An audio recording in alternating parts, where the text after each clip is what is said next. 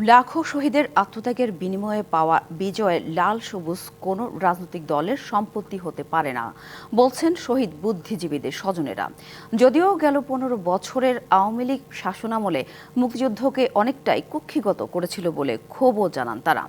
54তম বিজয় দিবসের দ্বারপ্রান্তে দাঁড়িয়ে তাদের আহ্বান, শহীদ বুদ্ধিজীবীদের বৈষম্যহীন ও অসাম্প্রদায়িক রাষ্ট্রের স্বপ্নকে বাস্তবায়ন করতে যে ছাত্র জনতা মাঠে নেমেছে তারা যেন সেখান থেকে সরে না যায়। যে কারণে দেশ স্বাধীন হলো, যে কারণে মুক্তিযোদ্ধারা মুক্তিযুদ্ধ করলো, রক্ত দিল, যে আশা নেওয়া, যে ভরসা নেওয়া, সেই ভরসা আশা আমি খুব একটু দেখতেছি না। আর দুদিন বাদে যেখানে জাতি 54তম বিজয় দিবস উদযাপনে মাতবে, তখন শহীদ বুদ্ধিজীবীদের স্বজনদের চোখে মুখে এই আরতি কেন?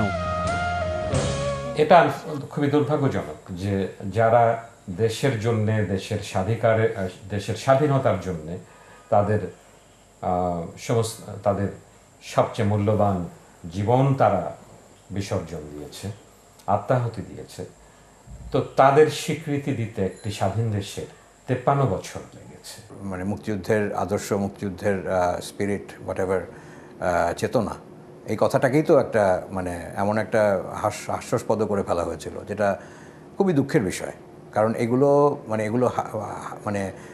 হাসির বিষয় না, এগুলো অত্যন্ত গুরুত্বপূর্ণ বিষয়, কিন্তু এমনইভাবে এটাকে একটা পণ্য হিসেবে ব্যবহার করা হয়েছিল যে এটা ওই জায়গায় দাঁড়িয়ে গেছিল। 9 মাসের সশস্ত্র প্রতিরোধ ও লাখো শহীদের রক্তনদী পেরিয়ে বাংলাদেশ নামক স্বাধীন রাষ্ট্রের জন্ম দিতে বিশ্ব মানচিত্র যখন ছটফট করছিল, তখনই এদেশকে মেধাশূন্য করার ঘৃণ্য পরিকল্পনা বাস্তবায়নে নামে পাকিস্তানি বাহিনী ও তাদের দোসররা।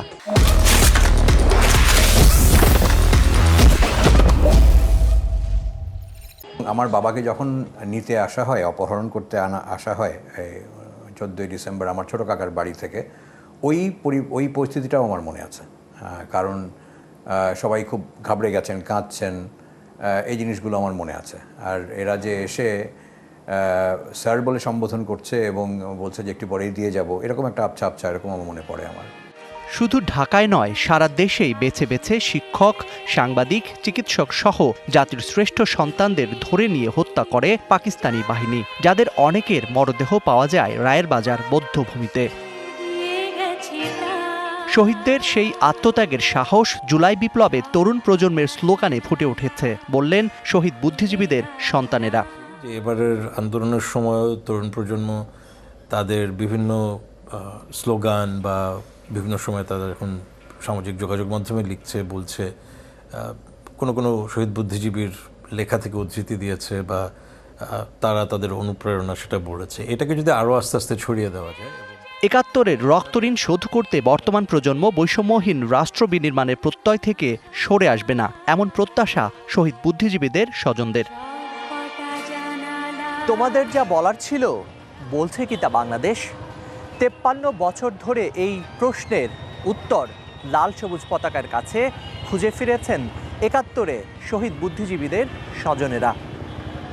এবার 54তম বিজয় দিবসের দ্বার প্রান্তে দাঁড়িয়ে দেশের লাখো তরুণ ছাত্র জনতা দ্রোহের আগুন আর রক্তের অক্ষরে এই প্রশ্নের জবাব কিছুটা হলেও দিয়েছেন। বৈষম্যহীন রাষ্ট্র বিনির্মাণের যে স্বপ্ন শহীদ বুদ্ধিজীবীদের দুই চোখ 71-এ দেখেছিল, দেরিতে হলেও সেই স্বপ্নের বাস্তবায়নে তরুণ সমাজের এই অভূতপূর্ব আত্মত্যাগকে স্বজন হারানোর বেদনায় অনেক বড় সান্ত্বনা মনে করছেন 71-এ শহীদ বুদ্ধিজীবীদের সন্তানেরা। Zakaria Ahmed, DBC news, Dhaka.